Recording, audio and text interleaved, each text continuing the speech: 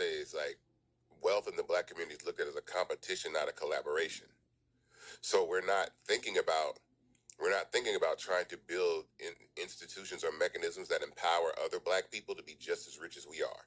That's what I'm doing with Fanbase. Like the goal and the design is for this company to go public or exit, and so then it's millions. It's tens of thousands of black people that have taken that have invested in Fanbase and now have their own capital to say, oh no, I can take another $5,000. I took my little $5,000 in Fanbase or $1,000 in Fanbase, and I made, hypothetically, I made $175,000 off of it, or $200,000. So now I can go buy a house, or I can invest in more startups, or I can invest in other businesses, and we can rinse and repeat that cycle over and over and over again. That's me. That's just how I think. I'm not trying to compete to be I'm not trying to compete to be the richest person. Like I'm not trying to compete to be with Jay-Z and Diddy and all them and Tyler Perry and Oprah and Robert F. Smith. Like that's not my goal. And I think if I do it, and honestly, if I think I do it the way that I'm doing it now, I actually think I'll surpass all of them in wealth, because I'm empowering a whole bunch of African American people to have their own wealth, and then we can fund our own businesses that way and keep doing it over and over again. So we're independent of these institutions, because again, no one's going to understand that, and especially if you look at someone like Paul Judge. Paul Judge is not from Atlanta. He doesn't, he live here now, but he's not of that cloth. He's not of that pedigree, of that lineage, of that ideology of collaborating. He knows how to get his money through the assistance of white corporations, and then take that money and then personally benefit himself, not put on everybody else, but personally benefit himself, so he can stand alone as the exceptional Negro in the room of white people, that then they but can he's go the number one VC in Atlanta at the moment, black. That's the problem. I'm not sure about that, but no, it's only measured based on funds raised. It's only measured based on the dollar amount of the fund. He raised the largest fund. Yeah, the type of his fund. Like I give you probably. Yeah, it's not based on the successful deals or if he had a great portfolio. He raised $250 million on Fund 2, and then he has the Opportunity Fund that's $250. It's almost $1 billion raised. They're going to give him the spot as the number one black VC in Atlanta. Right, but then what is he doing with that position? He's doing nothing, but he's controlling the narrative of that city when it comes to venture capital. That's the bigger issue. You have mind share and market share. He has both. You're correct, and what has happened in the last, like, say, year, is that all these, and I'm not gonna name any of my colleagues' names, but what he was allowed to do was he was allowed to bully. What I'm realizing is that a lot of my tech brethren and sisters are nice people. They're just like an artist. They're just like someone that goes into the music industry that signs to a record label with doe eyes, thinking I'm become the biggest star, and don't realize, your contract is screwed, right? Like that's a very, very bad deal, right? Like, do you like? It's like literally you went directly into the next point I want to talk about. Go ahead. It's like, do you realize that you could get voted out of your own company because I know that you believe in your startup, but do you realize you have 2 investors, a board of 3 people, or a board of 5 people, and 3 of them are investors that want to flip their money, and you and your co-founder are the other 2 board members and have a vision of trying to turn this into a multi-million-dollar company, and they just want to triple X, they want to 3X their money and then get out of there. You see what I'm saying? You understand what I'm saying? So they just want to put $100,000 in to get $300,000 out and keep doing that over and over and over. But isn't that the problem with the dumbing it down? So that happened third because a lot of black people don't want to sweat the details. So you have these smart black people that went to college. By the way, I don't know where we got off in society thinking the smartest people went to college, because quite often time that's the opposite of the truth. Most of the smartest people dropped out of school. And you see that with Bill Gates, Mark Zuckerberg, and some of the Thomas Sowell, even our prolific black people. So they went to college, they know how to read, they know how to pass tests, but they can't even read their fucking shareholders agreement to understand that it's structured for them to be destroyed. But the reason is because intelligence is compartmental. Now, Durant, I'll give you the, because I said this before. I said like, you have to think of every vertical in an intellect, right? So spirituality, um, um, I'm trying to think like the business acumen, the artistic, the creative, like all these things. You have to put just as much attention to detail and understanding all of those as you do one, because it's like someone like this. Like it's the reason why Jermaine Dupri is one of the greatest music producers of all time. But I guarantee you, I could name 25 people that can play piano and drums and again all the instruments way better than him. Has nothing to do with that. Has nothing to do. It has to do with, okay, what do you know? The part that's specific about making you successful as a producer, that intellect, that knowledge base. What do you know about that? Because it doesn't mean you got to be, it doesn't mean to be. If that was the case, Greg Fillinganes would be the greatest producer of all time because he just plays piano better than everybody or whatever, and that's not necessarily what it is.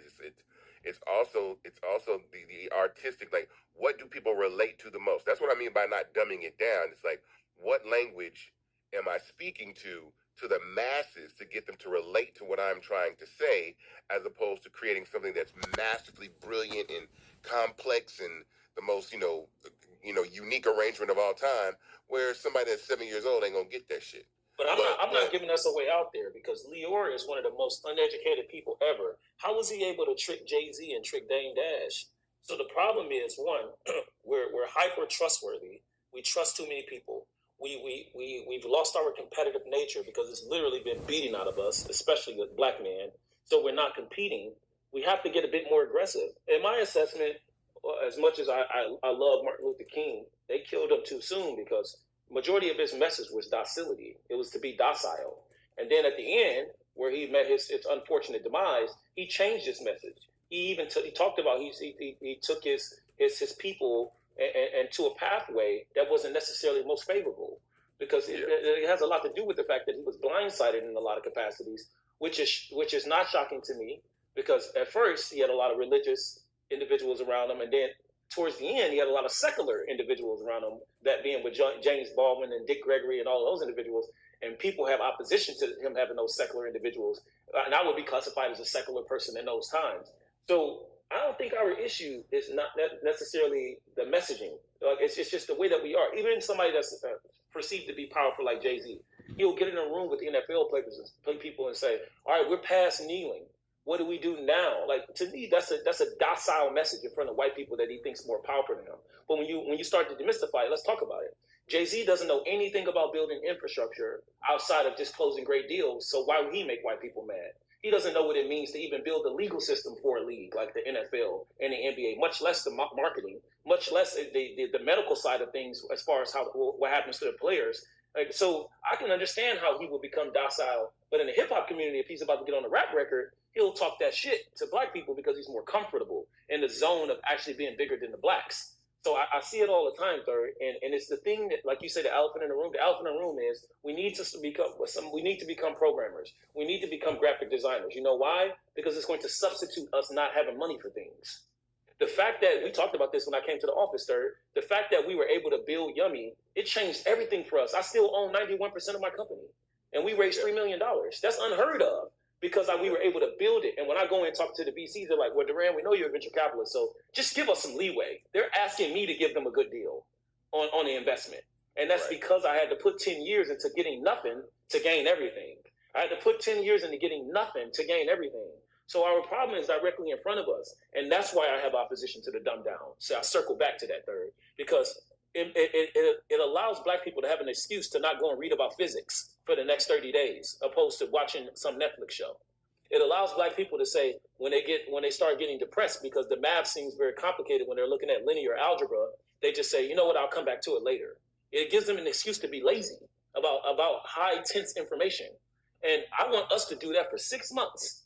Just say, you know what, I'm going to go on the journey of the most complex information. Because guess what, Third? We don't have to talk about it publicly to the point you're making, just to show everybody we're smart. But it's definitely necessary when some founder come to me and say, Duran, I want to raise $50,000. I wonder if your wife can invest. I start asking the founder about their background. This is a real story. I was just at a Silicon Beach event in LA the other day. 400 of the most powerful people in tech in LA. super, super VIP. And I'm like, where did you go to school? And he was like, oh, I went to Stanford. And I'm just looking at this like, and your mother? It's like, oh, she's a doctor. My dad, he's in hedge fund. He's not making much money on it, but he was able to give me 10 grand. But I'm really looking, I said, you're not a programmer, are you? He's like, no. He's like, so I was thinking about hiring a better. I said, that's your problem there.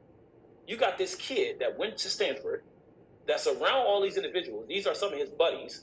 Mom is a doctor. Father is a hedge fund dude that gave him $10,000, and he needs programmers. Even if he can hire some people overseas with the 10 grand third, he's not going to be able to get the code on his computer, understand how to manage the code, understand that they're stealing some of his ideas in the code. They may send him the deployment of the code, but they may keep some of his idea in the code base over in India. They may deprecate his code base and call it something different. He doesn't have the prowess to understand what to do with the code once he has it. It's like giving a person $1 million that don't have budgeting skills. So when people even hire other individuals, so imagine, I told him, I said, listen, what you need to do for the next 3 months is don't come to this shit. I don't want to see you at another LA event.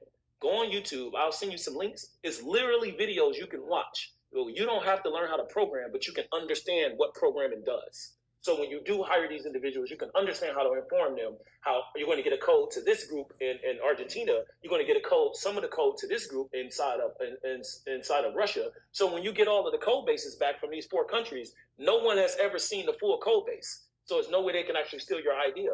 And then you're going to hire someone to structure it for you and place it in a maintenance format in America, which you can give them like $3,000 to do that. So when you talk to the investors, 1, they can believe you know what you're doing because you know how to manage tech, even if you're not building it. 2, when you come to these stupid events, talking to people like me, wasting your time, you're going to be able to hire engineers because they can take you serious now because you're involved with the tech, even if you're not building it. 3rd, most of us not doing that. Even the founders that raise money. And that's a problem. Now, I'll say that. For me, I went to my version of school.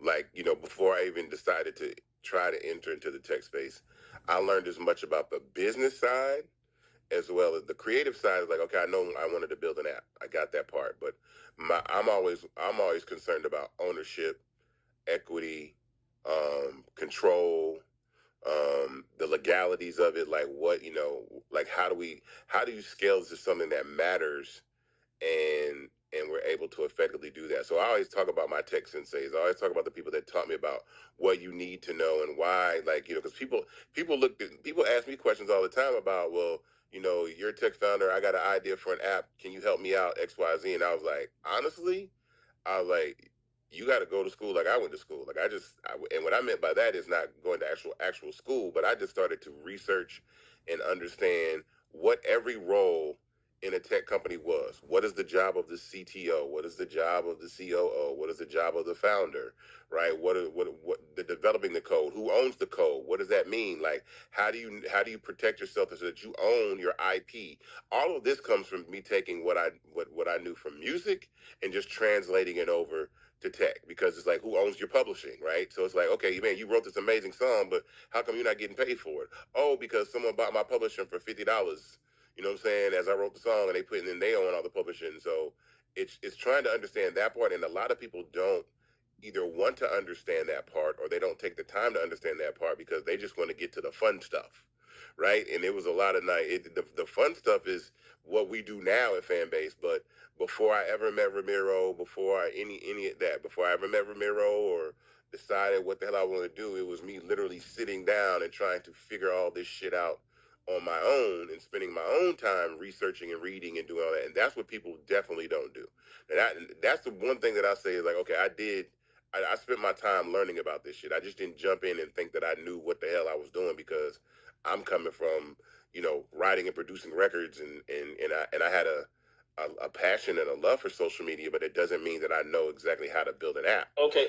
Last question for you, Third. Last question for you. So I know you said you had to go. Why is it that then, okay, let's take the angle. And Weeks, no, the Blavity founder, she didn't keep most of her equity, unfortunately. She sold majority of that equity to actually get that funding. And you guys, it's very expensive, but if you guys want this data, it's not anything proprietary to me. You can pay for PitchBook or CB Insights. In fact, I have a better one. You need a company email. So it have to be something like isaachays.com, but you can get a free week of CB Insights. I'll post it in the chat, and PitchBook. and it gives you information to all of the things that I'm talking about. That's exactly where I got the information from. Yeah. And it's unfortunate that they had to give away. My question to you, Third, why is it that when we see the tech founders, the black ones, and I'm talking about the black ones that have been successful raising capital, because I think you'll understand my point here. Mm-hmm. It's another reason why I think that they're not raising a lot of capital or resonating, and it has little to do with white supremacy. Although white supremacy is a big part, but it's a way for us to get strategically around that. And you and I both know, Third, we've been getting around white supremacy since the dawn of age of black people. We know how to do that. Here's the way we do it in tech. We have to know tech. When I read about Mark Zuckerberg, or I watch one of his interviews, you know what he's talking about? Oh, we just purchased billions worth of NVIDIA H100 GPUs.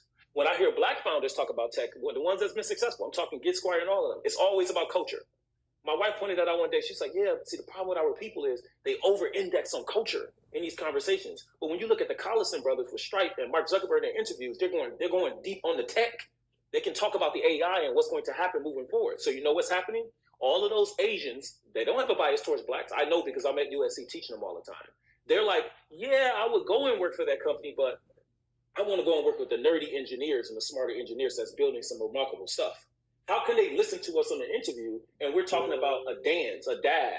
Oh, I built this app because I want us to be able to get paid from our dances. I'm just giving an example of what I've heard some black founders say. Or I built this app because I want black people to be more in tech. That's not going to convince the best engineers to come and work there.